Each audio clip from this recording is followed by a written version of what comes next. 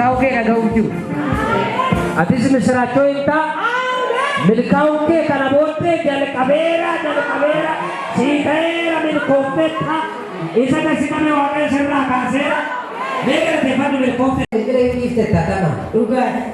Waaqayyo garuu isin qabu miti waan. Lafee namaa keessa moo jira? Jira waaqayyo. Ishiin illee firruu gateera. Du'u jiraatu san waaqan qaba.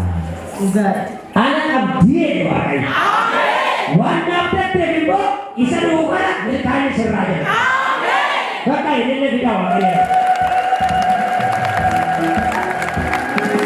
Waaqayyo xiqqeessinaa inni kun waaqayyo.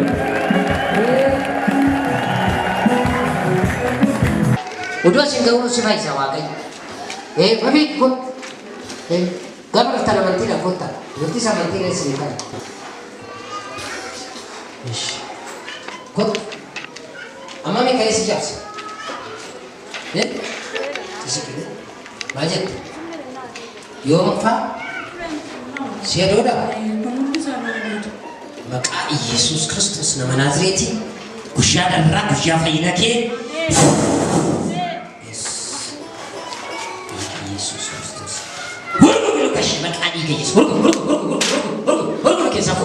Luka kana tare tonkolate irretto jette afura morate abite gofta Yesus tambomera igeshi foshi abite Yesus Kristos shafanera akeke dukana ke sakan kaya ta milli kuna rakase fashida gater kai betis kes darbe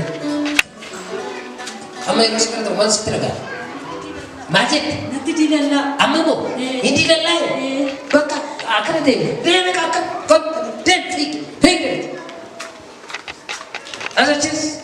Asal itu maka tidak mau berbalik, maka soalnya itu macet, dia nak fire di negara kita.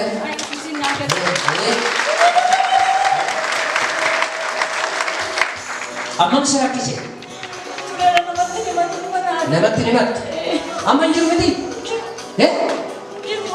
aman jum, salah ke kau? Abe, rakina sahabat deh kasih tu pakam tadi, harga kisah berkasa. Yawak si agak berat, jadi ada balata.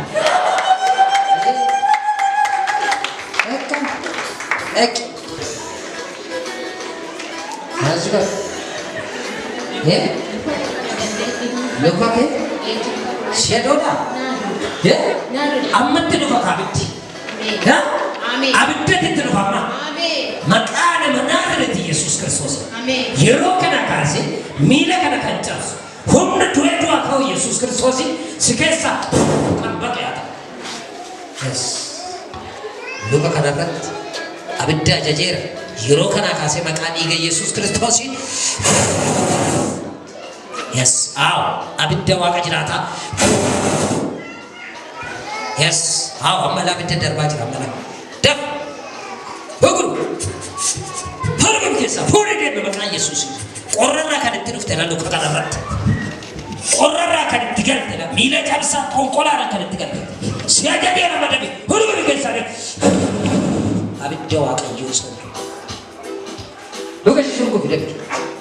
Huru mila keras. Huru makan Yesus wajib nama Yeruka. Huru bisa. Hakat sih. Hakat mila nafsu berbatik kan. Habis jawab kejeratan setan buat. Kaya macam sikit ni baca kan? Maksud tu agama mero sikit kan? Video yang mana sah? Video kan dia jalan ke sah? Sikit? Beri sikit sah jauh. Sorang tiada batu. Harga yang terkasa. Ia fikir ayam ni jalan. Wahai mana santai ni wahai percaya? Ia bukan darah tu viral. Sita ya? Biar ke gas kan? Harga kuni, wujud jatah makan. Aku makan bisa makan Yesus. Amin. Matu sikit sedih. Luka ke? Luka kutuman anak kutika sedih. Amu, Yesus kasih. Kaisar kutuman. Abi tu itu sikit sedih ni. Amu jiran, Yesus. Yesus macam fikir lu akan sih. Ani fayyere. Yesus na fayyere. Ani fayyeera. Eh? Ani Jin. fayyeera. Yeah. Ani fayyeera. Kristo. Hallelujah. Yala tafina sini kwa Mungu. Harga gol kakak dong. Ayana arga. Apa sih gol? Tujuh saudara kadis. Sikit saat ada wakaya.